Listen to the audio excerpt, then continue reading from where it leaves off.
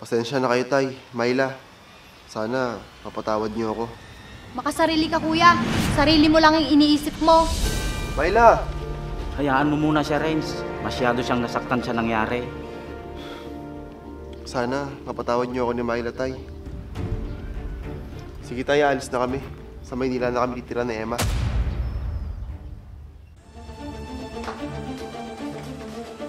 Ano, Renz? Tutulungan mo ba si Myla sa pag-aaral niya? Oo, Emma. Yun ang naipangako ko sa kanya noon. At natulungan din naman niya ako. Ano ka ba, Renz? May pamilya ka na at hindi mo na siya responsibilidad. Nakakaya kasi kay tatay. Baka hindi niya matustusan ang pag-aaral ni Myla. Eh di wag na mag-aral si Myla kung hindi naman nila kayang tustusan. Bakit ba ayaw mong tulungan ko si Myla? May pamilya ka na, Renz. Kami na ang responsibilidad mo at hindi na sila. Kailangan na natin mag-ipon, Renz, para sa magiging anak natin at sa kinabukasan natin. Kung tulungan mo kaya ako, Emma, magtrabaho ka. Total, nakatapos ka naman ng pag-aaral. Alam mo naman na buntis ako, Renz, at gusto kong alagaan yung magiging anak natin. Ang gusto ko lang naman, Emma, magtulungan tayo para madali tayo makaipon. Ang sabihin mo, kaya gusto mo ako magtrabaho para may maipadala ka kay tatay at Myla. Bahala ka nga! Ang hirap mong pakiusapan. Renz!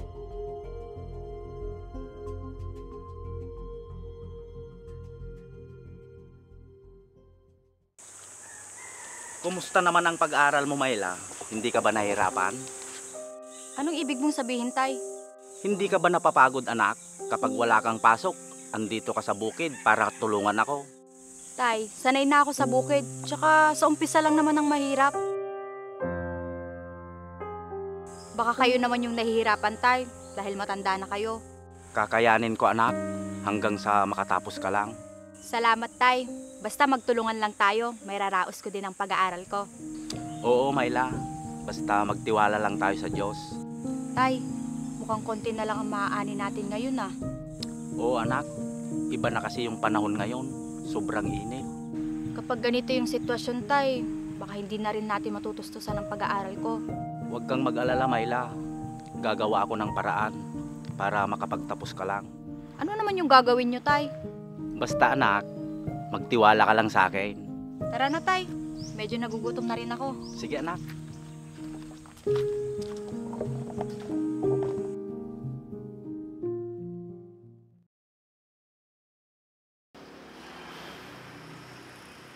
Kamusta na kaya si tatay at Myla?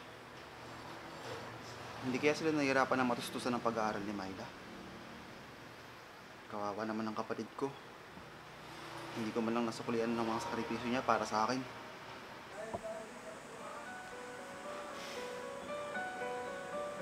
Ano na naman bang iniisip mo? Siguro iniisip mo na naman yung pamilya mo, no? Saan ka ba galing? Mukhang nakainom ka. Huwag mong ibahin ang usapan, Renz. Bakit ba ayaw mo natulungan ko mag-aral si Myla, Emma? Dahil may pamilya ka na, Renz, at hindi mo na sila obligasyon. Kung nagtrabaho ka na sana, natutulungan ko na sana sila tatay at Myla. Asawa mo ko, Renz, kaya dapat lang nabuhayin mo ako. Simula nang makunan ka at nawala ang anak natin, naging ganyan na ang ugali mo. Natuto ka na maglasing at magsugal. At sinisisi mo ako ngayon sa nangyari? Oo, Emma. Dahil naging pabaya ka sa sarili mo at hindi mo iningatan na magiging anak natin. Diyan ka na nga! Oh, saan ka naman pupunta? Padarating mo lang ah. Wala kang pakialam!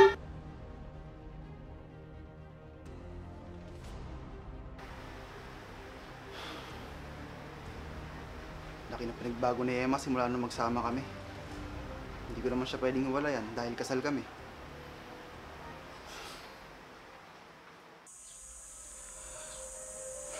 Paano kaya yan? Hindi na maganda ang ani naming palay at gulay. Kunti na lang yung napagbibintahan namin. Nahihirapan na akong tustusan ng pag-aaral ni Myla.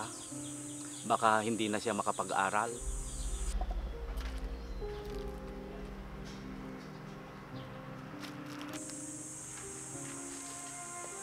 Tay, mukhang ang lalim ng iniisip nyo, ah.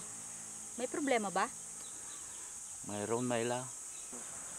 Ano yun, Tay? Tungkol ba sa pag-aaral ko? Oo, Myla. Mahina na kasi ang benta natin sa ani nating gulay. Ganun ba, Tay? Baka hindi na natin matustusan ang pag-aaral mo. Ano kaya kung huminto na lang po ako sa pag-aaral ko at tulungan ko na lang po kayo? Huwag anak, sisikapin kong makahanap ng ibang mapagkakakitaan. Huwag na, Tay. Baka hindi nyo na kaya. Matanda na kayo. Pero gagawan ko ng paraan, anak. Total, tapos na yung 1 taon. Bakasyon nyo naman. Kung bakit naman kasi tayo tinilalikuran ni Kuya Renz, hindi man lang niya tayo tinulungan. Huwag mo nang sisihin ang Kuya Renz mo. Napunta lang siya sa maling babae. Dapat siyang magdesisyon, Tay, dahil siya ang lalaki. Hayaan muna natin siya, Myla. Babalik din siguro yon. Hindi man lang niya tayong magawang dalawin at kamustahin, Tay.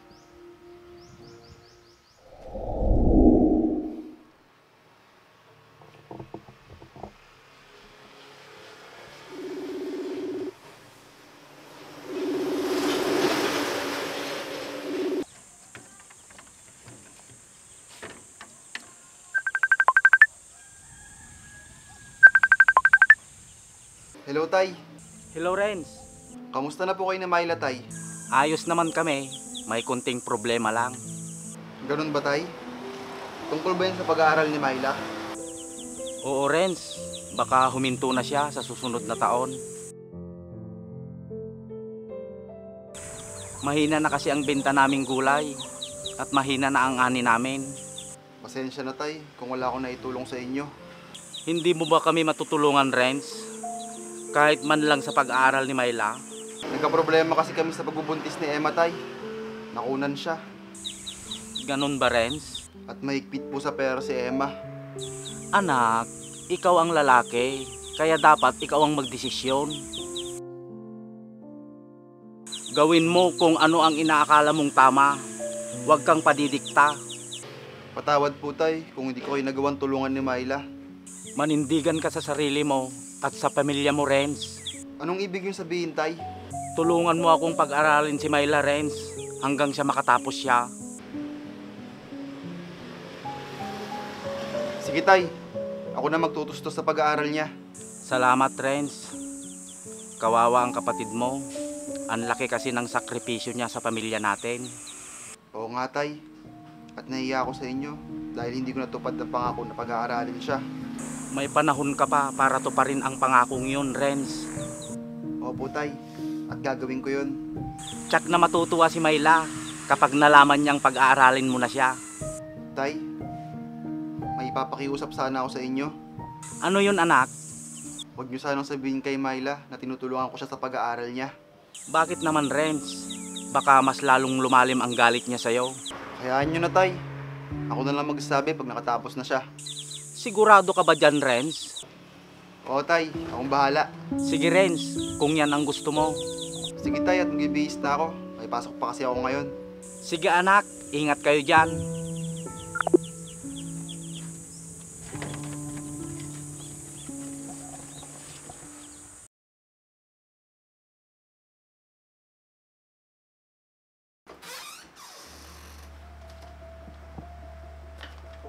Bakit palagi na lang kulang binibigay mo sweldo, Renz? Baka naman may babae ka na. Ano ba pinagsasabi mo, Emma? Palagi ka na lang ganyan. Puro ka na lang duda. Saan mo ba binibigay yung iba? Di ka naman dating ganyan, ah. May pinag-iipunan lang ako, Emma. Bakit? Nag-iipon naman ako para sa atin, ah. Nag-iipon? Eh halos nauubos yung perang binibigay ko sa'yo sa pagsusugal mo at sa kung ano-anong bagay na binibili mo. Libangan ko lang naman ang pagsusugal, Renz, at para sa atin din naman yung mga binibili ko. Hindi na libangan yun, Emma. Kung malaking halaga na ang natatalo sa'yo. Yung mga damit na binibili mo, hindi naman talaga natin kailangan yun. Eh bakit sa akin napunta ang sisi? Eh ikaw nga tong kulang ang binibigay na sweldo. Kahit nandito ka, wala ka rin naman nagagawa. Ah basta, wag mo akong pakialaman sa mga ginagawa ko. Kung hindi ka magbabago, iiwan kita. Tandaan mo yan. Hindi mo yan magagawa, Renz, dahil asawa mo ko at kasal tayo. Huwag mo ko subukan, Emma. Lahat ng tao, nagbabago. Kahit yung pagmamahal na yan. Renz!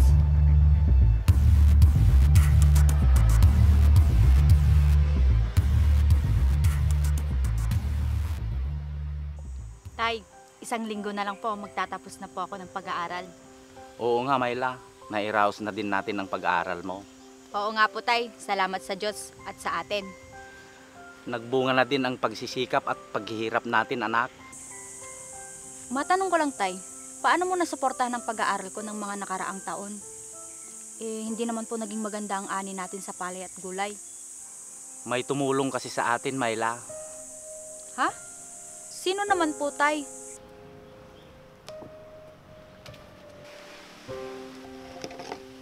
Myla, Tay, Renz, anak.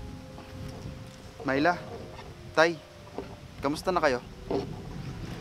Mabuti naman at bumalik ka pa, kuya. Saan ka pupunta, Myla? Hindi mo ba kukumustahin ng Kuya Renz mo? Para saan pa, Tay? Pinabayaan niya tayo tapos biglang babalik? Ngayon alam niyang magtatapos na ako? Myla! Pabayaan muna natin siya, Renz. Hindi pa niya alam. Ganun ba, Tay? Sige po. Mabuti naman at nakauwi ka. Magtatagal ka ba dito, Renz? Nagbakasyon ako sa trabaho ko, Tay. Medyo matatagalan ako dito. Saktong bakasyon mo, Renz. Magtatapos na si Myla. Talagang itinaon ko to, Tay, para makapunta ako sa pagtatapos niya. Ganun ba, Renz? Mabuti naman kung ganon. Siya nga pala, bakit hindi mo kasama ang asawa mo? Nagkalabuan na kami, Tay. Gusto ko muna makapag-isip-isip. Ganun ba? Hihiwalayin mo na ba siya? Parang ganun na nga, Tay. Kung hindi siya magbabago. Dapat niyong ayusin yan. Hindi ko na kasi matiis ang ugali niya, Tay. Sumusobra na siya. Kahit na, kailangan magkaunawan kayo. Kasal kayo, mahirap magkahiwalay. Sige, Tay. Gagawin ko yan pag nakauwi na ako. Oo, Renz, gawin mo. Tara na, Tay. Kausapin na rin si Myla. Baka lalo magtampo sa akin yon. Sige, tara na, anak.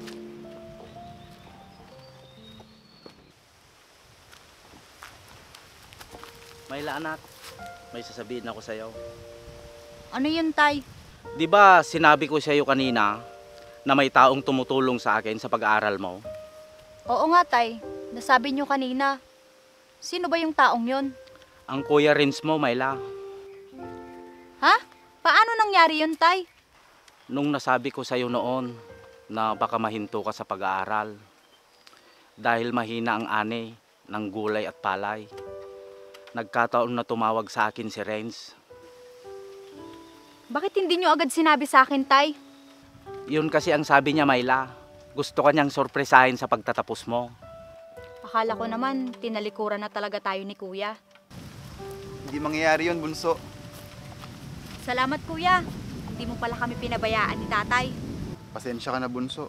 Kung hindi kita agad natulungan sa pag-aaral mo. Salamat, Kuya, at tinupad mo pa rin ang pangako mong pag-aaralin ako. Oo, Myla. Hindi ko makakalimutan ang mga naging sakripisyo mo noon. Bumabawi lang ako sa'yo. Salamat, bunso. At salamat din, Tay, dahil naintindihan mo ako sa mga naging desisyon ko. Walang anuman, anak.